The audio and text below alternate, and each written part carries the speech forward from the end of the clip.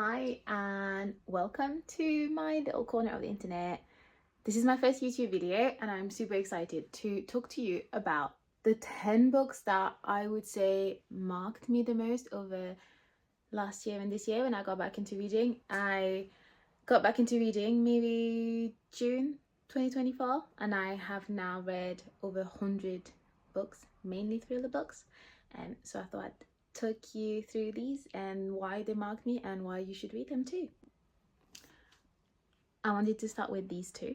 They're the two books I would say that really got me back into reading and made me realize how much I loved reading thrillers.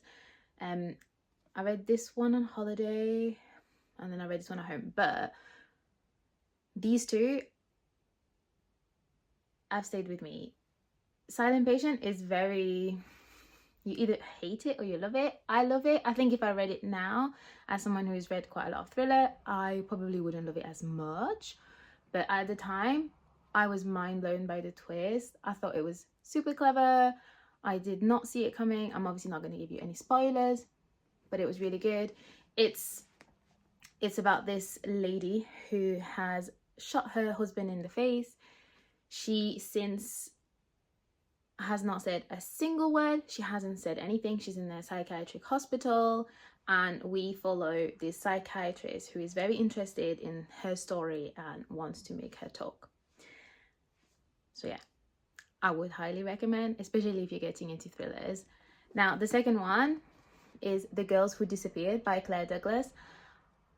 I love Claire Douglas. She's one of my absolute favorite writers ever, and this book is just, I don't know, it was super clever at the time. It's about this journalist who goes to investigate a story when 20 years prior, this young girl is driving home late with her friends and they have a crash and she regains consciousness and all her friends have disappeared. The girls were disappeared. And yeah, and this journalist wants to go and find out what happened. I really loved it. So yeah, these two books I would highly recommend. Definitely add to your list. Listen for the Lie by Amy Tintera.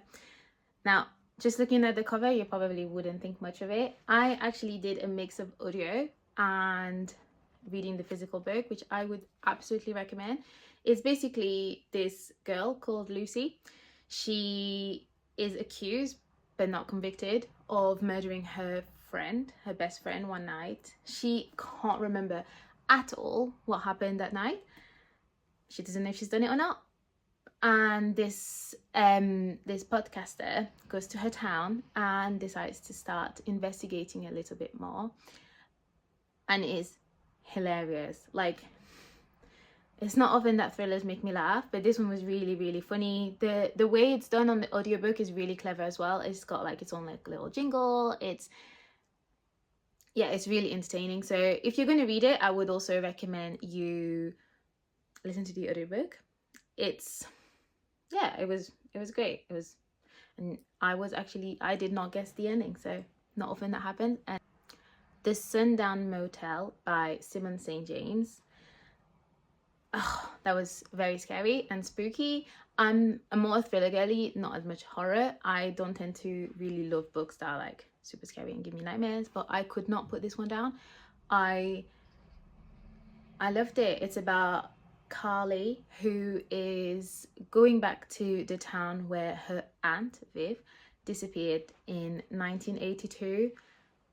She just vanished. So she goes back to this town and starts working at the motel where her aunt worked before she disappeared, and lots and lots of spooky things happen. So yeah, read it, enjoy it. Like, it was my first time reading a Simon St. James book, but I'm absolutely reading more. I've actually got Murder Road coming, so yeah.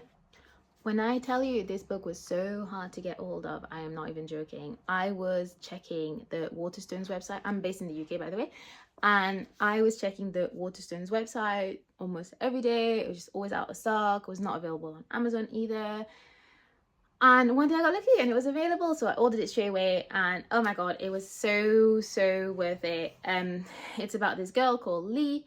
She she's had quite a lot of bad luck, and she ends up living in the street, and she's working at a cafe, something like a diner cafe kind of thing, and she dreams to open her own restaurant. Anyways, she's sleeping in her car, and she starts to sleep in other places, and she finds this really, really fancy posh area, and she sleeps there.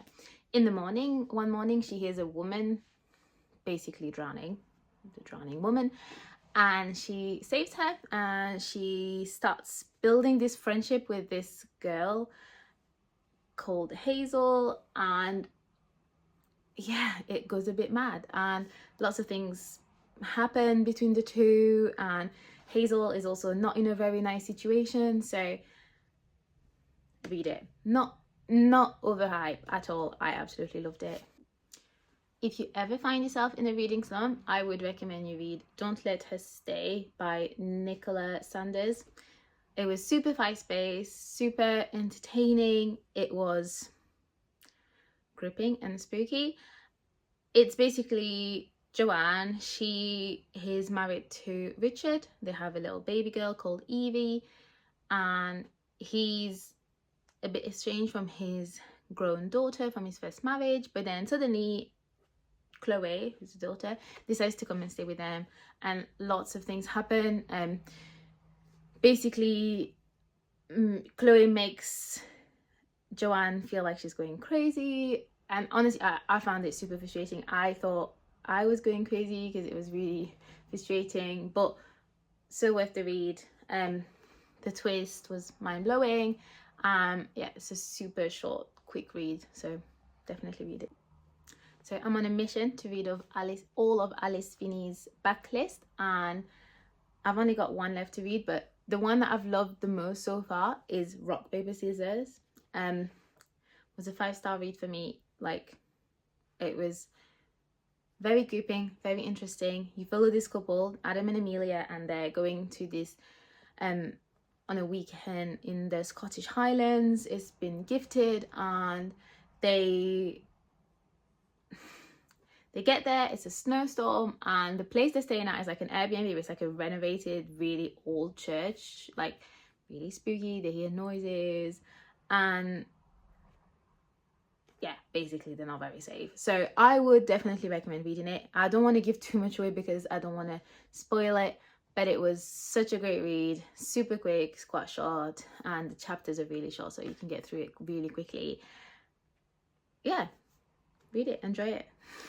Next of Kin by Kia Abdullah is one that I read quite recently. I picked it up because someone that I follow on Instagram, who I trust their taste into, absolutely loved it. So I thought, let's give it a go. I did not know what to expect, and wow, I read it in 8 hours. Couldn't put it down. It was absolutely beautifully written and really clever. The way it unfolds is pretty impressive. But she basically, Layla is the main character. She is asked to pick up her nephew on the way to work and drop him off at his nursery. This is not a spoiler, by the way, it's on the back of the book. And she picks him up, and while she's driving him to preschool or nursery or whatever, she gets a phone call from her office saying that there's something very urgent that needs to deal with. She drives straight to her office. About lunchtime, she gets a phone call from her brother-in-law, who asks, hey, why is he not at nursery? She then has this moment of panic and realizes that she forgot him in the car on the hottest day of the year. Yeah, it's not good. And then there's a whole trial happening, and we basically follow the trial throughout the book. Read it. I don't want to give too much spoilers. Read it. It was really, really, really good. Really clever writing. I've literally bought the whole of Kia Abdullah's backlist after reading this one. Last but absolutely not least, You Killed Me First by John Mars. This is one of the latest books I read. It only came out at the beginning of March. It follows these 3 women, and the start of this book is probably one of the most shocking start I've ever read. It's about this woman who wakes up in a bonfire on bonfire night, and she's inside the bonfire. So then the story goes back in time and it helps you unravel and understand what's happened. This one is for all my Desperate Housewives, Pretty Little Liars fan out there. It gave such Desperate Housewives vibes. The character of Margot is got really good lines and it's really clever, and yeah, I rated it 5-star. I love John Mars. I'm gonna do a little bit of a video about other books by John Mars at some point, but yeah, give this one a go. So I hope you enjoyed this, and oh my god, I've got to do the whole like subscribe and like and share, and I hope I get to film more videos like this. I'm on Instagram and I'm on Book Talk as well. I love sharing my love of thrillers. Thank you so much if you've made it this far in the video, and yeah, I hope to see you soon.